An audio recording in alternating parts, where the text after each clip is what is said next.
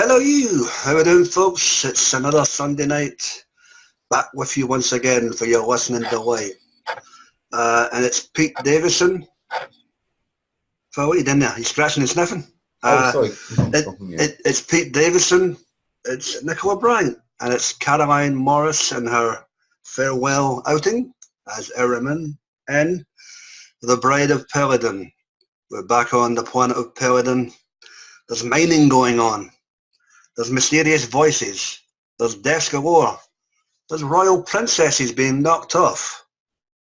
And Alpha Centauri is lurking in the background with one big giant eyeball. What do you think about this story? Well, you're about to find out. Before we get to that, let's get to this. It's who has joined us this evening. All the way from Mass, it's Sue. How are we doing, Sue? Awesome. Thanks for asking. Wicked good. Good to know, dearie. All right, take it go. Texas Tim Wells. Timbo, how about it, man? No. Yes. Okay, good to see you, mate. All right, from Tottenham, Philip Archer. Phil, how are you doing, mate?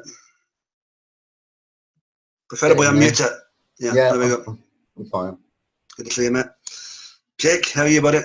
Fantastic. Thank you for having me. Good to see you, mate. Always a pleasure. All the way from NYC, it's Mr. Will Medina. Well, how goes it? Hey, now, how you doing, everybody? Have a drink. Indeed. There we go. So, guys, at the Bride of Peladon, Pete Davison back on duty as good old number 5. We have Yasmin Barman in a guest role here, later on to become obviously Roz, companion to the 6th Doctor. But unless she's Roz, she's getting killed off and everything she's in the universe. She's playing the role of Pandorica here. So, interesting outing here. We have the Queen Mother, who's an old fuddy-duddy at heart. And we have Nardo and his accomplice trying to mine Peladon dry to make a fast buck. What did you think? Opening thoughts. Well, Bride of Peladon, Pete Davison, Nicole Bryant, and Caroline Morris. What do you reckon, mate? I like it very much. It's funny that it takes place since the last time the Doctor appeared in Peladon was over 100 years ago. And was shocking was to see, listen that the little pet was still around, because I didn't. Agador. I first thought don't tell me he's immortal or something like that, but listening to the story, find out that they have children of their own like that, so that's why it keeps going. Knowing this, this is the last story to have Erimem. I in a way I didn't like the way she left, because nothing was built from it for her to leave. Nothing was pretty. She just decided to stay because it reminded her very much of what she came from. And you can say that she liked the prince a little bit, but nothing was, because listening to this audio, nothing was really building up between them. It was more the prince and Pandora. Yeah. Pandora who was starting to build something between them like that. It was shocking to listen that Pandora was killed like that. I was like, whoa. I was shocked that the main villain was that race, of course, that the great one that had to face the 4th Doctor. The Osiris. Yeah, I was like, woo. I would love to see.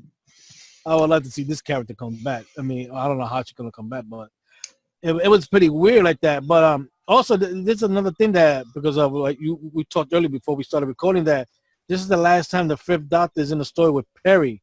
Because from then on, she's with she's with so far, recording wise, yeah. Recording wise, this is the last time that they recorded something together, which is unusual, because because you can say that there is room for more stories between the 5th Doctor and Peri, because and I want to say this, and I don't know if people like it or not. Some people are a little bit bored of hearing the 5th Doctor with his 2 to 3 companions, which is going on now, because you're not letting them develop character-wise, even though those stories are still taking place during the 5th Doctor era like that. So there ain't that much that could build between that. Hopefully, I know, like you said, that a new direction is being brought out after this story.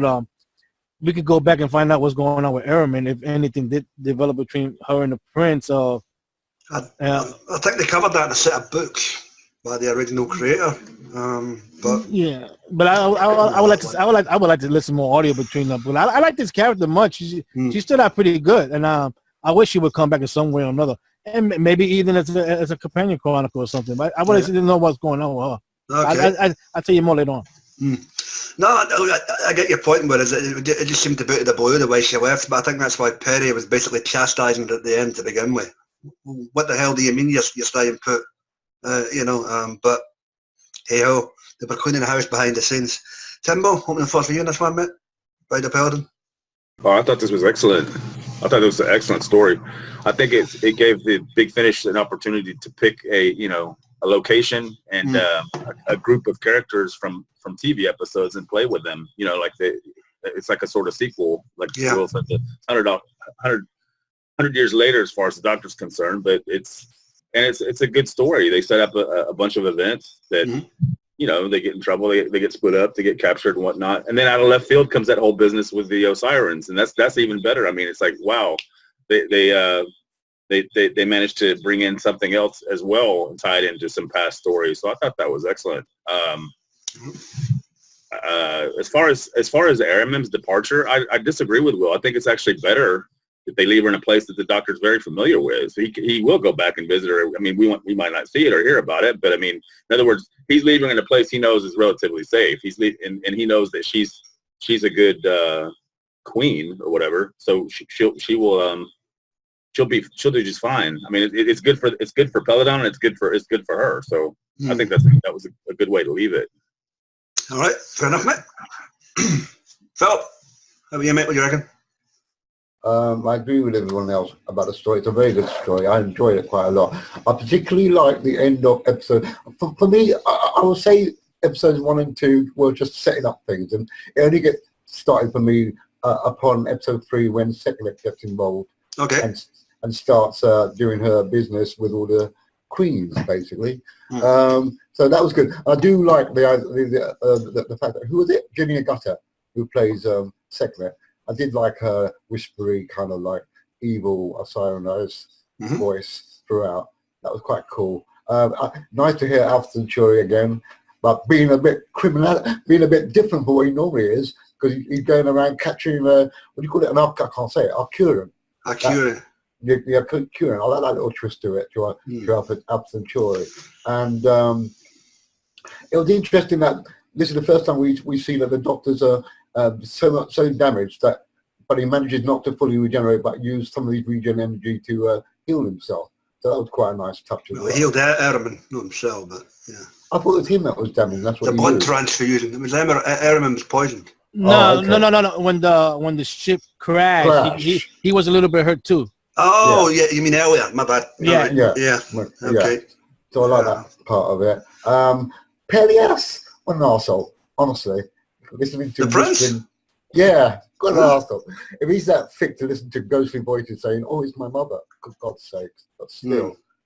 But he got his woman in the end, so that's good. Who played Pelias? Pelias was played by Kristen Coulson. There you go, Christian. According to Phil, you're an asshole. So yeah. But what was she? Grandmother, the grandmother. I liked her. And the Queen's mom, yeah. Yeah, the Queen's mom, bitter and twisted and very horrible. Actress. Beldonia. She was nice. So overall, like what everybody else said, it's a good setting for a story, and it made you feel like you were on Peladon as well at the same time. Okay. You got visualizations of the last 2 stories, so you can play it out in your head as you listen to it. So yeah, it's a good story. All right, Sue, how about you? What are your thoughts? Oh, I really like Erimem. She's a cool character. Yep. I enjoyed the fact that she could utilize her Egyptian to translate the hieroglyphs and the story that was written there. And I like the fact that she ended up doing battle with the Osirans, the people who enslaved her people forever. So that was pretty brilliant. And I liked the fact that that she went forward with Peleus. Peleus, yeah. Yeah, I thought that was a rather royal and for her character. And thank goodness she didn't die in the slaughter of the Siren chick, because that would have sucked. And I mean, there was just like she had been and she had been, you know, apparently engaged to Vlad Dracula in a previous one, and they referenced Son of the Dragon. We've done that one. Yeah, and they reference that, and so she's like, you know, she doesn't take a lot to get involved with these royal people. She had a particular reason in Son of the Dragon, but yeah, okay, point taken. Yeah. So that's why it wasn't very built up. Anyway, cool story. All right. Yeah, and as for her no dying, nah, don't worry about it. She's 10 times better than Tamsin Drew. No death for her. Okay, Jake, up for you. What do you reckon, man? I actually really like this story, and I went into it with some doubts because I really like the two Peladon stories, but I was pleasantly surprised. It had all the layout for a Peladon story, that really dark gothic twist. And this story was also my first Erimem story. But You picked the wrong one. Yeah. It summarised her perfectly for me. I basically understood all about her just from the first two parts. But I will pick up on something that everybody else hasn't picked up on yet. Mm-hmm. It didn't like go straight into a cliffhanger. It was the credits, then another bit, then the title Yeah, scene. I had a post-credit scene. Yeah. That was really strange to me. And I think some of them didn't blend in so well, like the last one did, of Erimem narrating. I think those were pre-credit scenes. Yeah, pre-credit scenes, like you get on the show. Yeah, basically today. I really like that. But that's all. I loved the acting in it. I thought the acting was phenomenal. I liked Alpha Centauri being a secret badass, like going around and catching all these bad guys. Yeah, the big giant cucumber spy. Yeah. I like the fact that Sirens were back, because I love Pyramids of Mars. It's literally my favourite story. And it's blended all like my favourite aspects of a Doctor Who story in one. And that's all I can really say so far about it. All right, well done, mate. And for me, I enjoyed the living bejesus out of this. The three leads, phenomenal as ever, albeit for me, Peri was a wee bit sidelined, stuck with Nick Briggs for parts of this, but that was just because of the amount of characters within the story. He was too busy hanging about with Six Swinger, trying to find out what happened to his twin sister. But it served a purpose. You can't really grumble there. That tends to happen in a lot of Davison episodes when you've got too many, cooks in the kitchen. You've got to give them all something to do, and some of them end up doing more than others. Segment, interesting concept to a villain, obviously related to, the old dustman himself with Sutek. I love the concept of the royal bloodlock to keep her imprisoned. I thought that was an interesting thing. First it was Pelas's mother, then it was obviously Sizzle's twin sister. Poor Pandora, she obviously got into her box. And Erimem survived, so lucky her. All's right with the world. No, but good tale, really enjoyable, and a nice send-off for Caroline Morris. Would Big Finish bring her back one day? Who the hell knows? It's been 10 years now, probably no, but you never know. He said the same about Ozzy Miller. Right. Any events or characters that stood out for you folks? Timbo, anything stand out, mate? Well, to your point about Erimem, actually it would be cool if they did a sequel, if they were doing another Peladon story, and it's a different doctor that visits. Good point. He has to explain to her why he looks different or whatever. Maybe it's even a prior one, but it's I was gonna say that Peri gets a lot of the best lines though. Indeed. Especially the last line of the story where she says, well, I'm never gonna marry a stupid king or whatever from an alien king, which obviously is what she ends up doing on TV. But did anybody notice that the opening scene was lifted from Hamlet? With the ghost and the saying "avenge me" and all that. So yeah, I thought that was pretty cool. So yeah, it's all around a really good story. I don't think it's bad at all. It's a really fun listen. It's not too long either. It's just it clocks in an hour and 45, and that's perfect. Excellent, superb, mate. Philip, maybe a minute.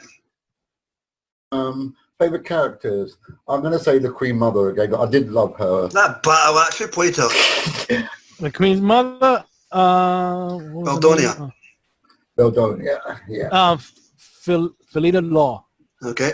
Oh, no wonder she sounded like Emma Thompson. That's her mother. Is it? There you go. I didn't know that. Okay. Right. Yeah, but she was cool. I just love the way she just went about the place being an old bitch and everything. And well, you know what? I kind of think that the Ice Warrior was kind of underplayed a little bit. He seemed a bit sidelined to his own little box. Well, like I said, there's only so much you can cram in. He was another one that was kind of sidelined, you know? Yeah. But then you've got that weird thing with the Arcurus and that. Nardo. Nardo, what a name. Nardo. No, Yeah. hang on. Was he called Nardo? I thought it was something else. Nardo. The Vega Nixon creature bloke. That was Nick Briggs pulling double duty. He played that as well as Sixth One. Right, so that storyline was a bit didn't need to be. That was just to show the greed, the corruption within the mining facility. That's what that was. That's true. Fair enough. I would have liked a much bigger story plot with Sekhmet coming to life and wreaking havoc and all that palaver. You gotta remember something, Phil. Remember the mining that was going on. They wanted that metal. That same metal was part that was keeping that. The salt. That thing was keeping that was part of your prison. So when she crashed, it spread out. So that metal was rare, but nobody knew what it was really there for. Was it the trisilicate? The trisilicate. Yeah.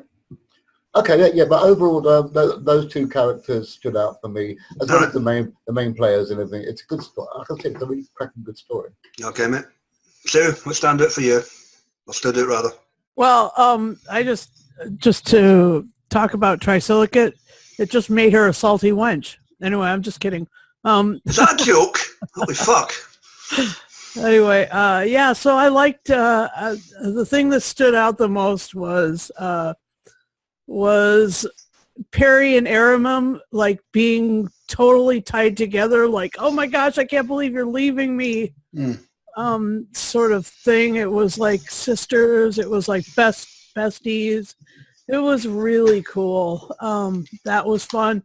And I enjoy the fact that there was Ice Warriors, Alpha Centauri, and on Peladon again.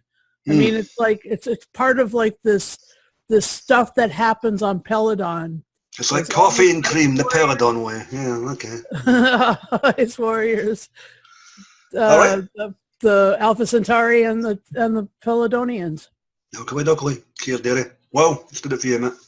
Well, all the main characters, actors here did a great job like that. Of course, you could say like Erimem, of course, stood out. She was able to read the hieroglyphics, and Peri helping the Ice Warrior because deal with his twin sister being murdered like that and preventing him from blowing everybody up like where he wanted to. So they still stood out like that. And then what's bugged out is the doctor was in this story. He healed twice, one because of the crash, and then of course he helped Erimem heal up. Which was unusual. I wonder how far from this story to his final story it takes place for the regeneration to start. Well, this far, as of right now, this is the one before Androzani. Yeah. Whether they fire any more in there, that's up to them. Well, there's that one in between, that one with him and Peri alone. That was that cellular time, was it? That one episode story. No, that one episode story that's on that set with the three-parter. Oh, the restaurant. Was that the one that were in the restaurant or something? No, he's talking about the one home. Something to do with home.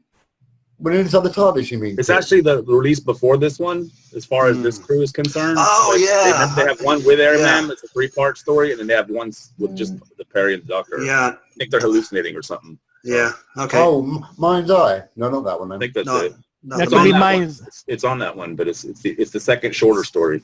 Yeah. Okay. It's part back when they were doing that 3-part, 1-part thing. So it's interesting Not they bad. put this story in between those two. Remember we discussed it when we did the 3-parter. Yeah. Fair enough. Okay. So there's Everybody stood out here. I liked it very much. Like I said, I wish they would do more stories in Peladon just to see how much it has time passed by. Okay. If Cappy has his way, you never know. Jake, how about you? I loved the interaction between Peri and the Ice Warrior because as much I absolutely loved the Ice Warriors, and I think it was only one, but it still summarised basically that like they're no like how royal they are in an aspect in one character, and also like the fact that Peter Davison did the whole Haroon with Agador hypnotising him. Like what John Pertwee did. Yeah, different tune, but yeah. I like that one, yeah. There's another part I was going to bring up, but I can't remember what it was now. Never mind. Oh well. All right. But apart from those two really good scenes, now I like the whole aspect of it. It's the first Peter Davison audio that I've properly enjoyed in a very long time. Oh dear. Oh, you can't win, mate. You can't win them all, but I'm glad you enjoyed it. Yeah, for me, as I say, the whole concept seemed to mash together well, despite the fact that you had a couple of folks on the sidelines only in a few times here and there. The story did come to a good crescendo come the end. Peladon had a good old battle set in her way, pretty grand old Agador to keep her family in the old ways. Doesn't always work out well like that, unfortunately. You've got to move with the times. Segment, interesting concept that these are sirens keep getting blown up to stay within either time loops or chambers.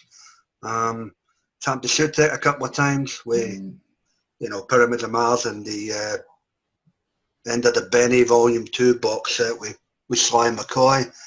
I'll be interested to see if that happens to him a third time when we get him with Tom Baker later on this year. You think that they'll learn, that's all, you know, but obviously they don't. Peleus, he wasn't as annoying to me as he was to Phil, but yeah, he was kind of a secondary character here. But no, he was annoying, just a little bit of a wet blanket, that's all. That's all it is. Yeah, well, fair enough. Pandora I felt sorry for. She seemed forthright, feisty, brave, intelligent, and yet she still fell for it and ended up, you know, as I alluded to earlier, you know, getting drained at the end of episode 3, and she popped her clog. But well, she did that because remember she was trying to talk with the Queen's mom and everybody was ignoring her, or disrespecting her. She said, "Well, I might as well just go with the voices calling me, see what they want like that." I'll just leave my shoe right here. Yeah. But unfortunate. But I guess, you know, you've got to have some casualties in a story like this. Alpha Centauri, yeah, devious little eye. You know, killing things in the background.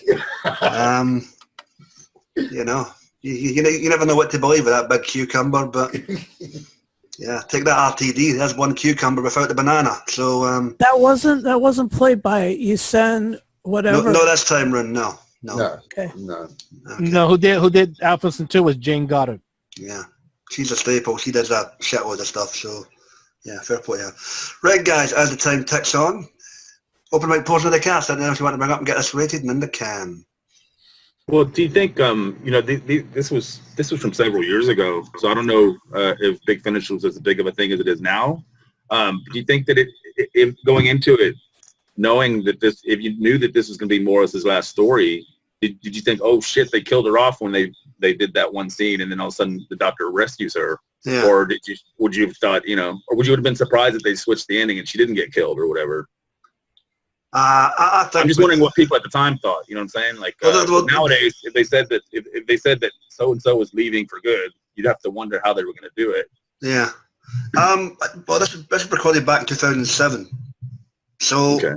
I can only assume, as I say, they were spring cleaning. They probably didn't know where they were going with everybody. That's why they didn't kill her off completely.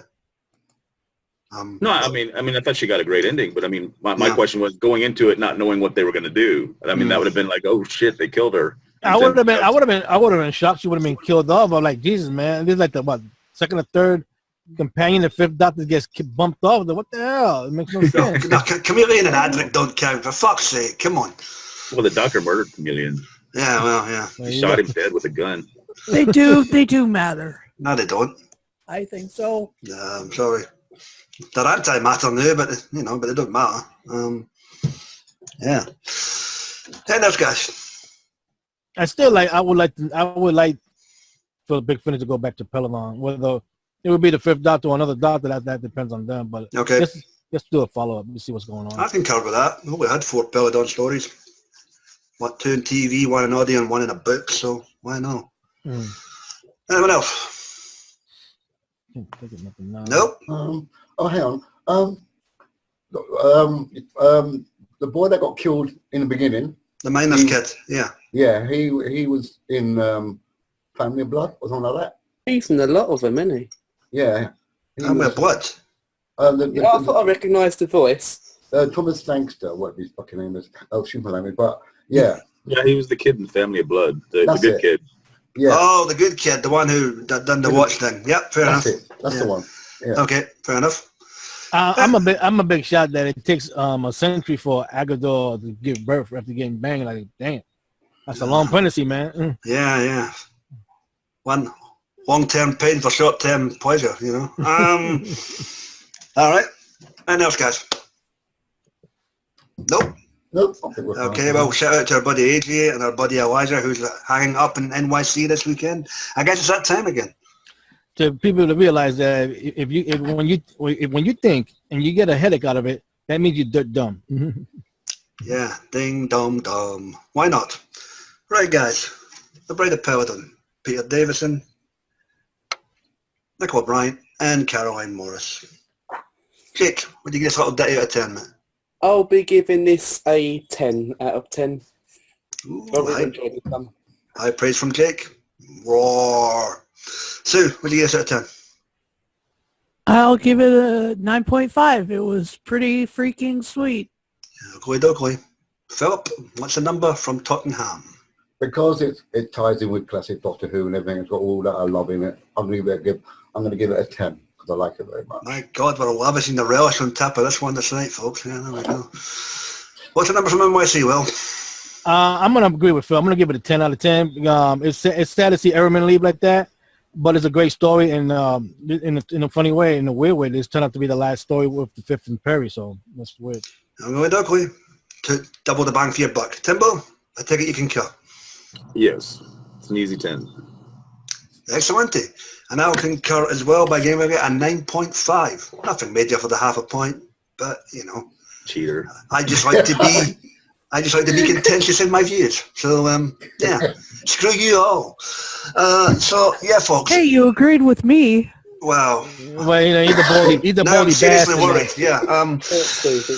There we go. So I agreed with Sue. There we go. So excellent. And with that, folks, done, dusted, and finito for the evening. Next week, folks, we're taking a little break in light of it being Easter Sunday and the Easter Bunny is busy. You want with a blonde. With a blonde. So in 2 weeks' time, we'll be settling down on the 8th and tackling Colin Baker and Miranda Raisin's debut story as Constance Clark. And Phil? It's called Crisscross. Yeah, it's called Crisscross, and religions need not apply. So, yep, we'll tackle that, and we'll see how the 1940s pans out for good old 60. And good stuff. Please check out our buddies on the wonderful wackety world of the YouTube. You get the guys and dolls out of Geeks Assembled. You get Dr. Freedom, his news broadcasts, his Omega Files, and the Adventures of Dr. Freedom. And then you get Sammy Carter, you get Johnny Blues. Hell, you've got whoever you, and Mike Shannon and everybody's online as well. Like, share, comment, subscribe, thumbs up, thumbs down. We're getting the hell on out of here. I'm off to watch Ash vs. Evil Dead again. Yeah, I'm Be excellent to yourself, folks, and each other, and a happy Easter. Be seeing you, folks. Be seeing you.